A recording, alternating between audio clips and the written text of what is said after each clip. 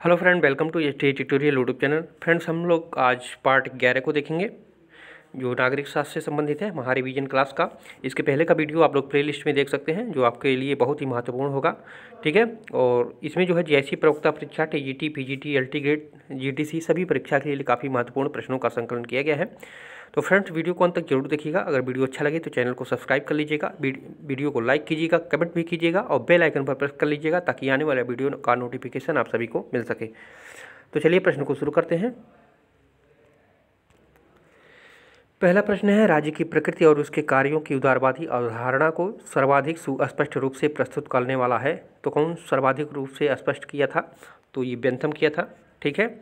मुख्य रूप से अगर उदारवाद का जनक देखा जाए तो उदारवाद का जनक जो है जॉन लॉक था, किंतु उसने भी जो है उदारवादी राज्य के कार्यों की अवधारणा को सुस्पष्ट रूप से प्रस्तुत नहीं किया था, ठीक है। बेंथम ने राज्य की प्रकृति की व्याख्या के साथ साथ जो है राज्यों के कार्यों पर भी विस्तार से चर्चा किया था, इसलिए जो है सर्वाधिक उस सुस्पष्ट रूप से जो है करने का श्रेय आपका बेंथम को जाता है, ठीक है। तो बी ऑप्शन आपका करेक्ट हो जाएगा। दूसरा नंबर प्रश्न है, राज्य शब्द का प्रयोग सर्वप्रथम किसने किया था? तो राज्य शब्द का प्रयोग सर्वप्रथम मैकियावेली ने किया था, ठीक है। डी ऑप्शन आपका इसमें सही होगा। राज्य शब्द की व्युत्पत्ति जो है ग्रीक शब्द जो है स्टेटो, ठीक है, स्टेटो से हुई है और जिसका सर्वप्रथम प्रयोग जो है मैकियावेली ने अपने पुस्तक जो है द प्रिंस में की थी, ठीक है। द प्रिंस में इसका सर्वप्रथम प्रयोग किया था। तो यहाँ पे डी ऑप्शन आपका करेक्ट हो जाएगा। तीसरा नंबर प्रश्न है, निम्नलिखित में से किसने राज्यों का वर्गीकरण गणतंत्र, कुलीन तंत्र तथा राजतंत्र में किया है? तो ये किया है मॉन्टेस्क्यू ने, ठीक है।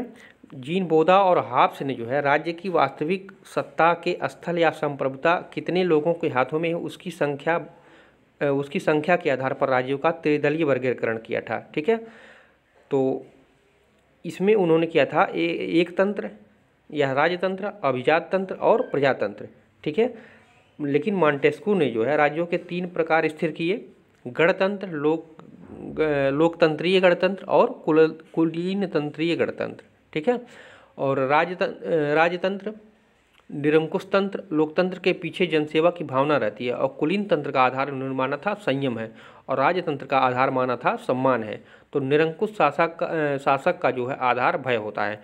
तो ये गणतंत्र, कुलीन तंत्र और राजतंत्र का बंटवारा किया था मॉन्टेस्क्यू ने। और आप लोग अगर देखेंगे बोदा और हाब्स के रूप में, तो उन्होंने एक तंत्र जिसको राजतंत्र कहा गया, राजतंत्र वो, और अभिजात तंत्र और प्रजातंत्र, इसका वर्गीकरण किया था हाब्स और बोदा ने, ठीक है, हाब्स और बोदा ने। तो दोनों को यहाँ पे याद रखिएगा। हाब्स और बोदा के द्वारा जो है राजतंत्र और अभिजात तंत्र और प्रजातंत्र, और मॉन्टेस्क्यू के द्वारा गणतंत्र, कुलीन तंत्र और राजतंत्र में इसका वर्गीकरण राज्यों का किया गया था।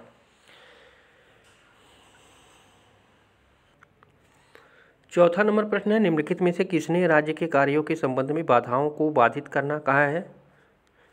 तो ये कहा था ग्रीन ने, ठीक है। ग्रीन जो है राज्य को बाह्य तथा आंतरिक दोनों दृष्टियों से सीमित मानता है और राज्य के कार्य सकारात्मक तथा नकारात्मक दोनों प्रकार के होने चाहिए। सकारात्मक दृष्टि से वह चाहता है कि राज्य व्यक्ति को वह कार्य करने दे जो कार्य वह करने योग्य है और इनके करने से जहां वह जो है बाधाओं के कारण समर्थ हो उन बाधाओं को दूर करे। ग्रीन जो है राज्य को यह अधिकार देता है कि नैतिकता के विकास के लिए यह उचित होने पर वह नागरिकों के कार्य में हस्तक्षेप करे तथा आवश्यक होने पर जो है बल प्रयोग से न हिचके। तो यहाँ पे डी ऑप्शन आपका करेक्ट हो जाएगा। पांचवा नंबर प्रश्न है, निम्नलिखित में से कौन कल्याणकारी राज्य से मेल नहीं खाता है? नहीं यहाँ पे पूछ रहा है। तो सभी नागरिकों के लिए संतोषजनक जीवन स्तर, ये तो कल्याणकारी राज्य में वर्णित किया गया है। कमजोर वर्गों जैसे बूढ़ों लोगों का संरक्षण, ये भी सही है। निःशुल्क तथा स्वास्थ्य संबंधी सहायता, तो ये भी सही है। तो सही नहीं कौन सा पूछा है? तो निजी संपत्ति के अधिकारों की संपत्ति, ये सही नहीं है किसके? कल्याणकारी राज्य के परिप्रेक्ष्य में, ठीक है। कल्याणकारी राज्य भी पूंजीवादी राज्य का ही विकसित रूप है, इसे पूंजीवादी राज्य या मानवीय चेहरा माना जाता है। इसमें जो है पूंजीवादी राज्य की तरह जो है निजी संपत्ति के आधार सुरक्षित बने रहते हैं, ठीक है।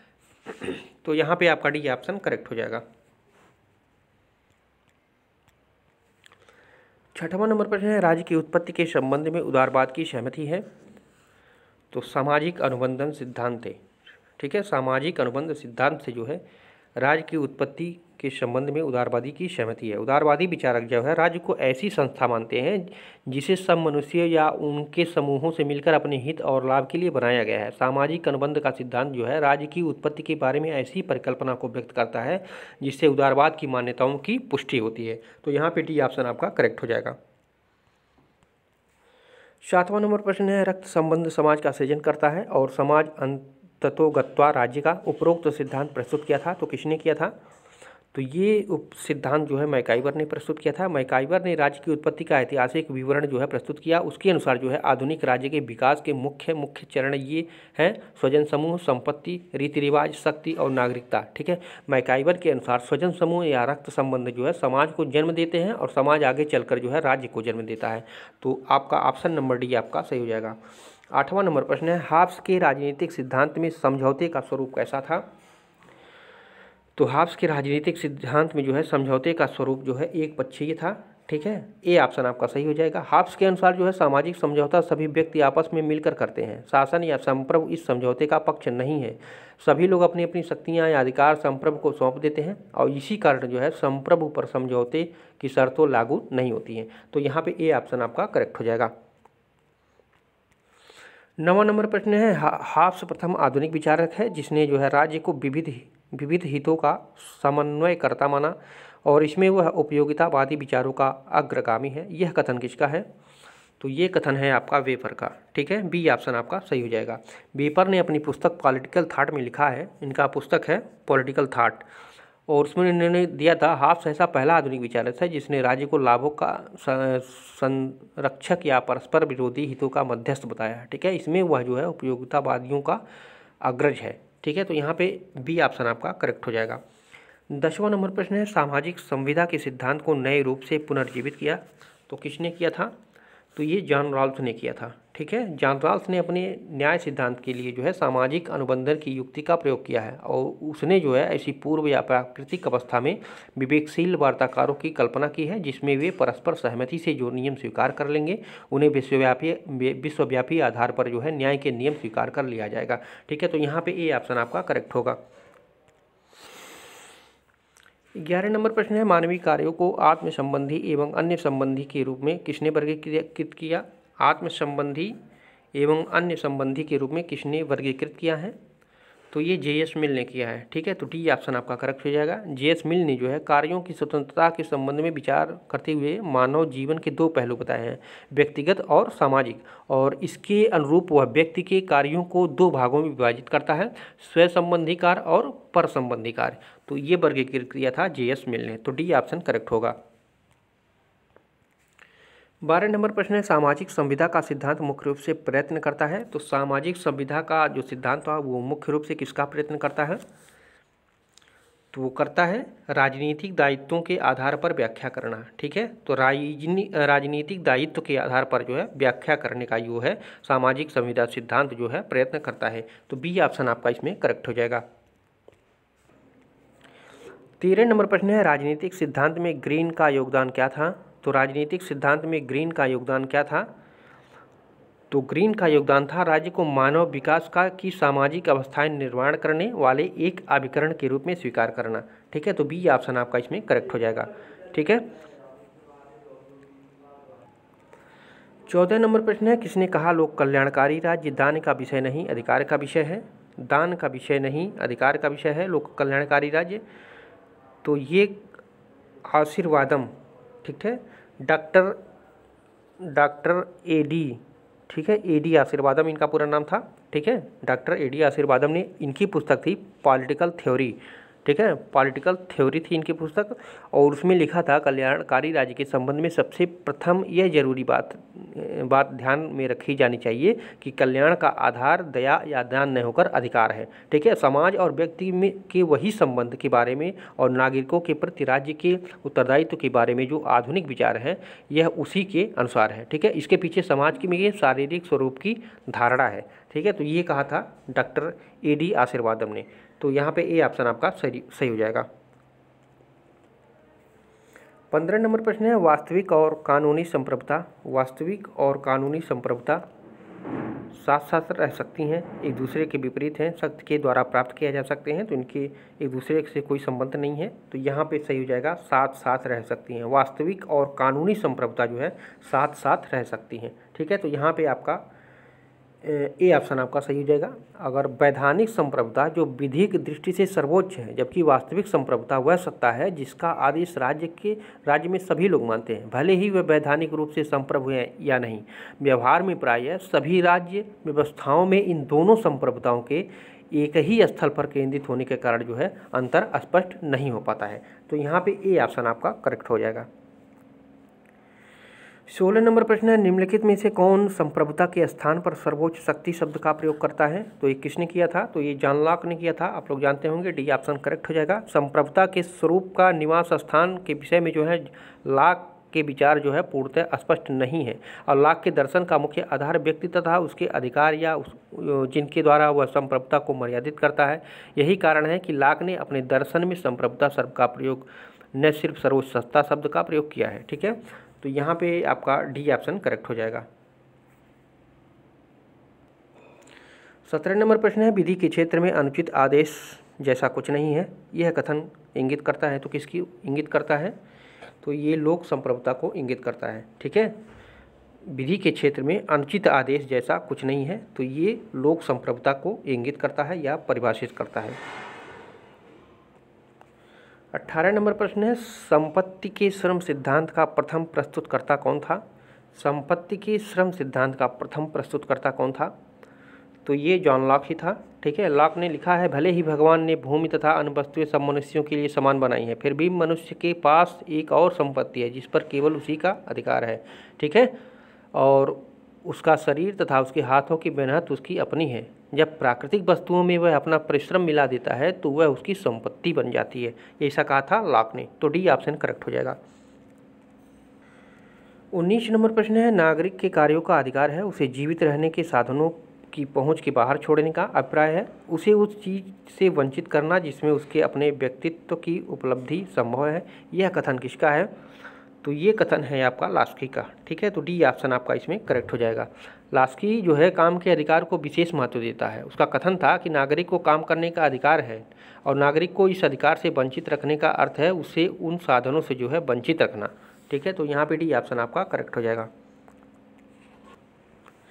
20 नंबर प्रश्न है, निम्नलिखित में से कौन सा अधिकारों का प्राचीनतम सिद्धांत है? अधिकारों का प्राचीनतम सिद्धांत है तो प्राकृतिक अधिकार जो सिद्धांत है ये सबसे प्राचीनतम सिद्धांत माना जाता है। ठीक है, तो यहाँ पे डी ऑप्शन सी ऑप्शन आपका करेक्ट हो जाएगा।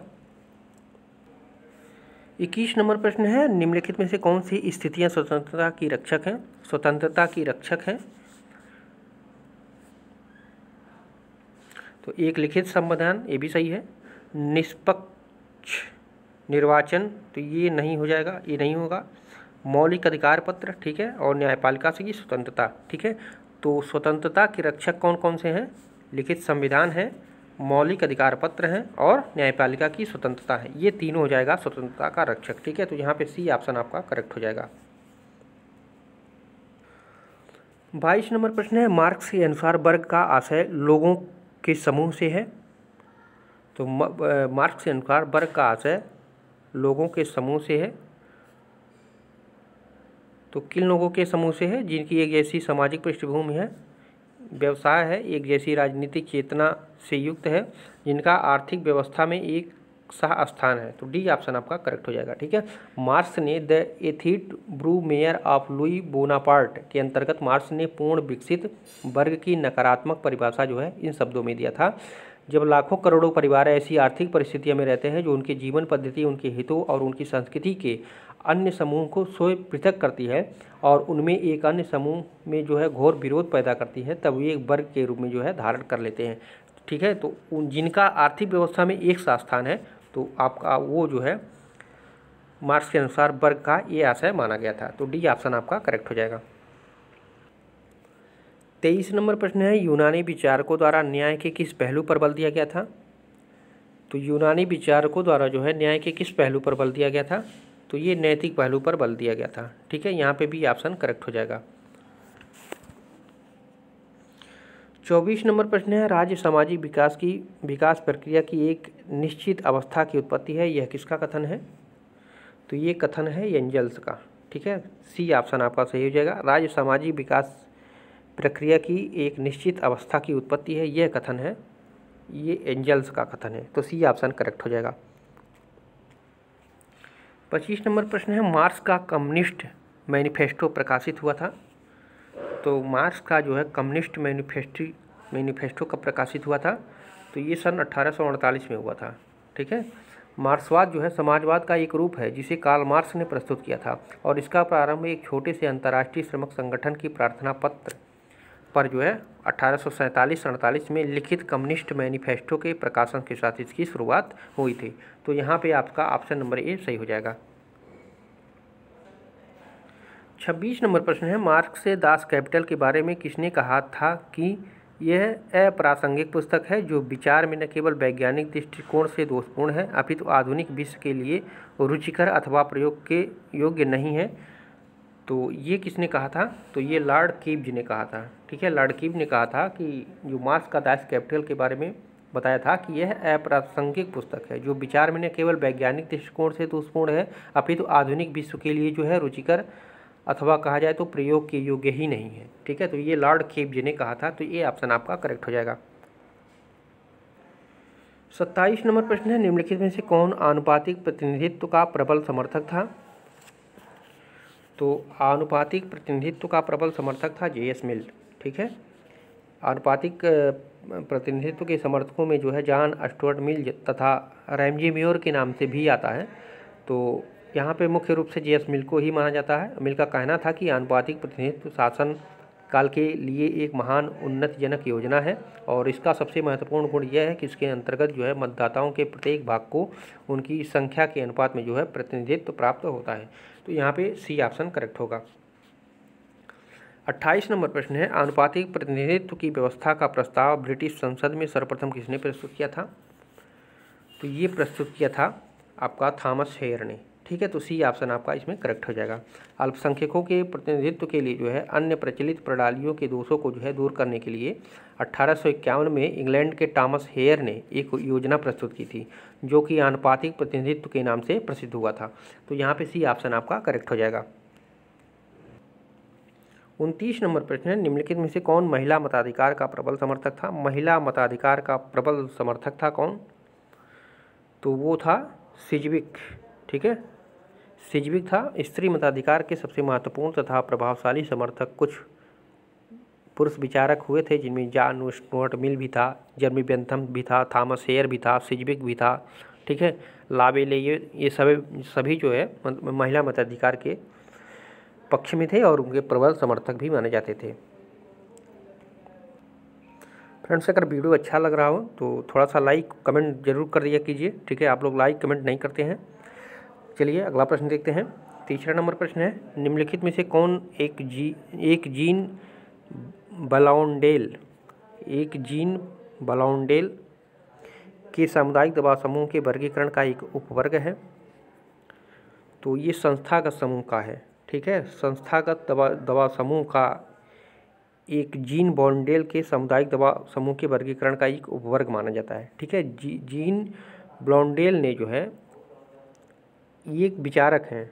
ठीक है, जीन ब्लॉन्डेल ने जो है दबाव समूहों को सांप्रदायिक या सामुदायिक एवं संसर्गात्मक में विभक्त किया है। ठीक है, इसको कहा जाए तो 2 भागों में विभक्त किया था, एक सांप्रदायिक, इसको अगर कहा जाए तो या सामुदायिक कह सकते हैं, और एक किया था आपका संसर्गात्मक। ठीक है, विभक्त किया था। और सामुदायिक दबाव समूह को 2 भागों में, एक प्रथागत और इसको भी 2 भागों में किया था, एक प्रथागत और एक संस्थागत में विभक्त किया था। ठीक है, तो इसको संस्थागत समूह का वर्गीकरण किया था इन्होंने। ठीक है, संस्थागत समूह को पहले 2 वर्गों में बांटा था, फिर जो है समुदाय को जो है 2 भागों में बांट दिया था, प्रथागत और संस्थागत के रूप में। ठीक है, तो यहाँ पे ए ऑप्शन आपका करेक्ट हो जाएगा। 31 नंबर प्रश्न है, निम्नलिखित में से किसने राजनीतिक दलों का व्यवहारवादी विश्लेषण किया है? तो राजनीतिक दलों का व्यवहारवादी विश्लेषण किया है सैमुअल जे एल्डरसवेल्ड ने। ठीक है, तो ये ऑप्शन इसमें आपका करेक्ट हो जाएगा। ठीक है। 32 नंबर प्रश्न है, निम्नलिखित में से कौन एक सारटोरी के राजनीतिक दलों के वर्गीकरण का आधार नहीं है? तो सारटोरी के राजनीतिक दलों का वर्गीकरण का आधार नहीं था राजनीतिक दलों के कार्य। ठीक है, राजनीतिक दलों की संख्या का था और दलों की विचारधारा की प्रकृति, दलों के विखंडन की मात्रा ये भी थी। ठीक है, राजनीतिक दलों के कार्य जो है उसका आधार नहीं था। सारटोरी ने दल व्यवस्थाओं का वर्गीकरण करने के लिए जो है त्रिमुखी आधार प्रतिपादित किया था। यह त्रिमुखी आधार था, पहला था राजनीतिक दलों की संख्या, और दूसरा था दलों की विचारधारा की प्रकृति, और तीसरा था दलों में विखंडन की मात्रा। और इसमें जो है स्त्री स्तरीय में जो है राजनीतिक दलों के कार्य नहीं शामिल था। तो बी ऑप्शन आपका करेक्ट हो जाएगा। 33 नंबर प्रश्न है, निम्नलिखित में से कौन एक अच्छे संविधान की आवश्यक तत्व है? अच्छे संविधान की आवश्यक तत्व है, नीचे दिए गए कोड की जो है सहायता से सही उत्तर कीजिए। तो अच्छे संविधान का मुख्य तत्व कौन कौन से होते हैं? तो पहला होता है आपका सुनिश्चितता, ठीक है, व्यापकता, संक्षिप्तता ये नहीं होता है, परंपराएं ये नहीं होती है, ठीक है, नमनीयता एवं कठोरता का मिश्रण। ठीक है, तो 1 2 संक्षिप्तता होती है, संक्षिप्तीकरण होता है, परंपराएं नहीं होती हैं। ठीक है, तो यहाँ पे कौन कौन सा सही हो जाएगा? पहला हो जाएगा, दूसरा हो जाएगा, तीसरा हो जाएगा, पांचवा हो जाएगा, चौथा नहीं हो जाए। ठीक है, तो बी ऑप्शन आपका इसमें करेक्ट हो जाएगा। अच्छे संविधान का आवश्यक तत्व माना जाता है सुनिश्चितता, व्यापकता, संक्षिप्तता और नमनीयता और कठोरता का मिश्रण। ठीक है, तो बी ऑप्शन करेक्ट होगा। 34 नंबर प्रश्न है, संघात्मक शासन व्यवस्था का किसे विशेषज्ञ माना जाता है? तो जहाँ पे संघात्मक शासन व्यवस्था आए, केसी वेर महोदय हों, तो वहाँ पे आप तुरंत बेहिचक टिक कर दीजिए। ठीक है, ये सही होना ही है। ठीक है, तो सी ऑप्शन आपका करेक्ट हो जाएगा। केसी वेर जो है संघवाद के शास्त्रीय सिद्धांत से संबंधित हैं। उनकी एक पुस्तक थी फेडरल गवर्नमेंट, और उसी में उन्होंने लिखा था संघात्मक से सिद्धांत से मेरा तात्पर्य है शक्तियों के विभाजन की विधि से है, और जिससे सामान्य और प्रादेशिक सरकारों में से जो है हर एक अपने क्षेत्र विशेष में स्वतंत्र व समकक्ष रहें। तो ये कहा था केसी वेर महोदय ने। 35 नंबर प्रश्न है, दुष्परिवर्तनशील संविधान वह है? तो दुष्परिवर्तनशील संविधान कौन सा है? वह है जो सामान्य विधि निर्माण प्रक्रिया से संशोधित नहीं होता है। मतलब सामान्य विधि निर्माण प्रक्रिया से संशोधित नहीं होता है, वो क्या कहलाता है? दुष्परिवर्तनशील संविधान कहलाता है। तो ये ऑप्शन आपका सही हो जाएगा। और सरलतापूर्वक संशोधित होता है तो उसको लचीला, ठीक है, तो ये कठोरता। ठीक है, तो यहाँ पे जो है दुष्परिवर्तनशील कहा है, तो यहाँ पे आपका ये ऑप्शन सही हो जाएगा। दुष्परिवर्तनशील संविधान वो होते हैं जिनमें संवैधानिक व साधारण कानून में जो है मौलिक भेद समझा जाता है तथा इनमें जो है संवैधानिक कानूनों में संशोधन परिवर्तन के लिए जो है साधारण कानूनों के निर्माण से भिन्न प्रक्रिया अपनाई जाती है। तो वो जो है दुष्परिवर्तनशील संविधान के अंतर्गत आ जाता है। 36 नंबर प्रश्न है, भारत के संविधान पर सर्वाधिक प्रभाव डाला था? तो भारत के संविधान पर सर्वाधिक प्रभाव किसने डाला था? तो ये भारत शासन अधिनियम 1935 ने। ठीक है, संविधान के अधिकतर उपबंधों को जो है भारत सरकार अधिनियम 1935 से स्वीकार करने के लिए से जो है नए संविधान का आकार बढ़ गया। 1935 का अधिनियम जो है बहुत लंबा और ब्यौरेवार संविधान था, और इस अधिनियम से जो है उधार इसलिए लिया गया क्योंकि लोग विद्यमान पद्धति से परिचित हो गए थे। तो यहाँ पे डी ऑप्शन करेक्ट होगा। 37 नंबर प्रश्न है, शिक्षा के अधिकार को जीवन के अधिकार के अंतर्गत भारतीय सर्वोच्च न्यायालय द्वारा निम्न में से किस वाद में सम्मिलित किया गया था? तो शिक्षा के अधिकार को जीवन के अधिकार किस वाद में ये परिवर्तित किया गया था? तो ये था मोहिनी जैन बनाम कर्नाटक राज्य 1992 में।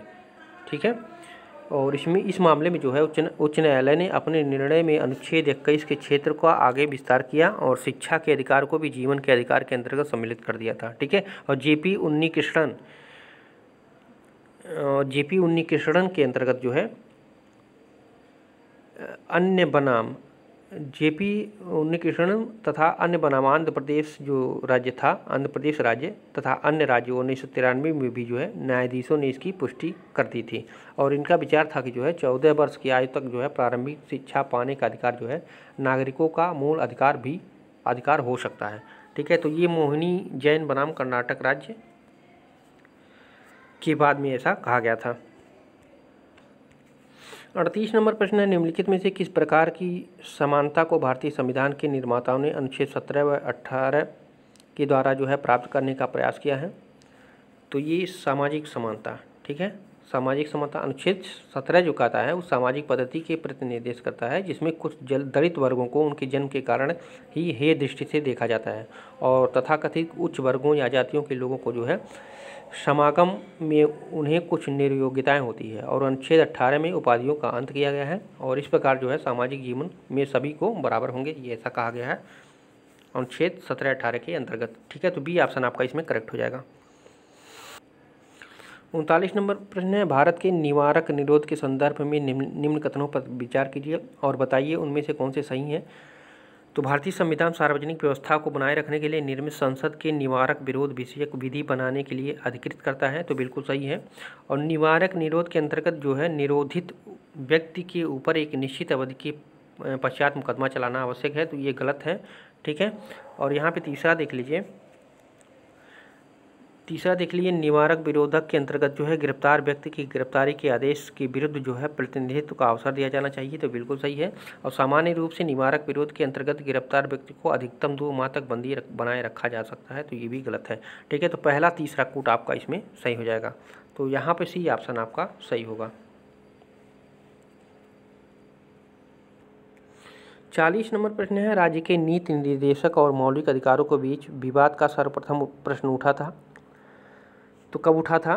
तो चंपक देसाई, ठीक है, चंपक देराई है ये, चंपक देराई राजन बनाम मद्रास राज्य में, ठीक है। तो ए ऑप्शन आपका सही हो जाएगा। राज्य के नीति निर्देशक तत्व और मौलिक अधिकारों के बीच एक विवाद हुआ था, तो उसका निपटारा सर्वप्रथम प्रश्न उठा था चंपक देराई राजन बनाम मद्रास राज्य।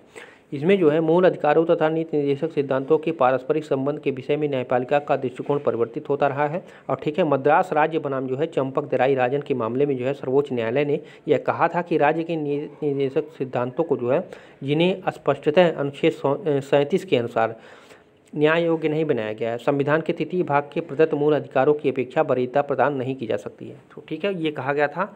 तो यहाँ पे ए ऑप्शन आपका सही हो जाएगा, इंपॉर्टेंट है, इसको याद रखिएगा। 41 नंबर प्रश्न है, भारतीय संविधान के किस भागों में आर्थिक न्याय को संविधान का लक्ष्य घोषित किया गया है? तो ये प्रस्तावना और नीति निर्देशक सिद्धांत में, ठीक है, तो बी ऑप्शन करेक्ट हो जाएगा। प्रस्तावना में जिस आर्थिक न्याय और अवसर की समानता का प्रावधान था उसे पूरा करने के लिए जो है जनता सरकार के 40वें संशोधन अधिनियम जो 1978 के द्वारा जो है अनुच्छेद 38 के खंड 2 में अंतर स्थापित किया और यह उपबंध किया गया कि राज्य विशिष्टतया आय की असमानताओं को कम करने का प्रयास करेगा, तो यहाँ पे भी ऑप्शन आपका करेक्ट हो जाएगा। 42वां नंबर प्रश्न है, निम्नलिखित में से किस समिति ने भारतीय संविधान में मौलिक कर्तव्य को समाविष्ट करने की संस्तुति प्रस्तुत की थी?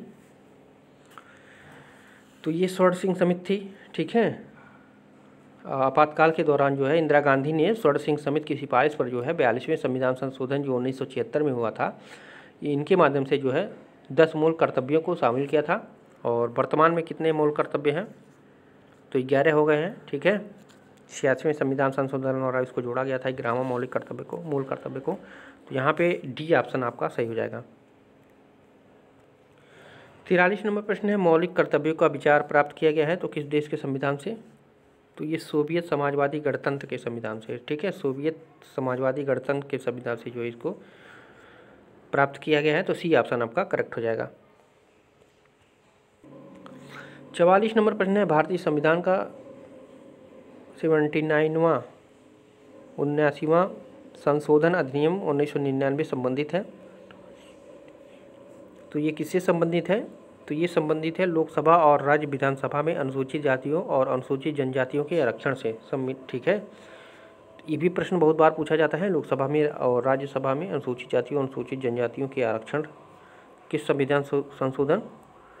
तो 79 हुआ, ठीक है, 89वां 79वां संविधान संशोधन 1999 में हुआ था, ठीक है। तो यहाँ पे आपका डी ऑप्शन सही हो जाएगा।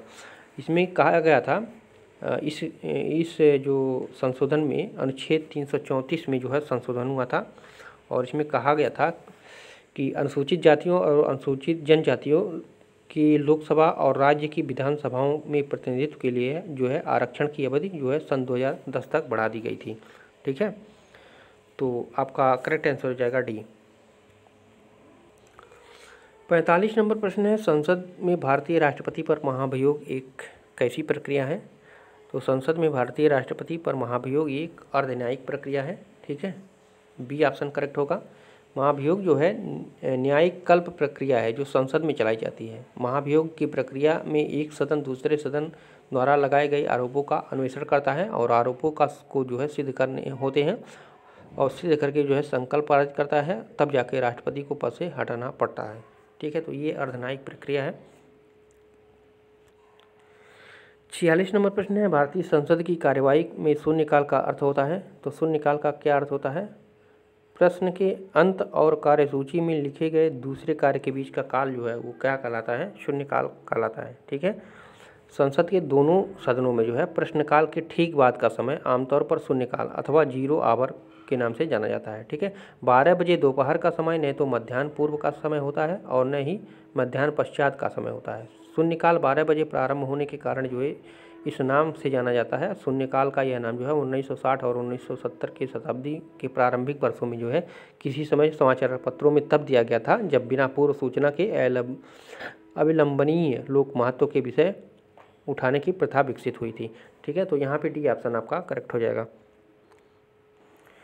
47 नंबर प्रश्न है, प्रजातंत्र जनता की, जनता के द्वारा, जनता के लिए सरकार होती है। अब्राहम लिंकन द्वारा यह भाषण निम्नलिखित में से किस स्थान पर दिया गया था? तो ये दिया गया था गेट्सबर्ग में। ठीक है, गेट्सबर्ग में भाषण देते हुए अब्राहम लिंकन ने लोकतंत्र की व्याख्या किया गया था कि लोकतंत्र जो है जनता की, जनता के लिए, जनता के द्वारा सरकार होती है। ठीक है, तो सी ऑप्शन आपका करेक्ट हो जाएगा। 48 नंबर प्रश्न है, भारत में न्यायिक सक्रियता का संबंध है। तो न्यायिक सक्रियता का संबंध भारत में किससे है?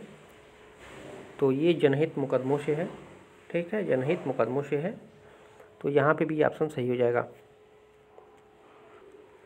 49 नंबर प्रश्न है, निम्नलिखित में से कौन से दो अनुच्छेद भारतीय संविधान में केंद्र तथा राज्यों के बीच शक्ति विभाजन को विनियमित करते हैं? तो ये करते हैं 245-46। ठीक है, ये ऑप्शन करेक्ट हो जाएगा।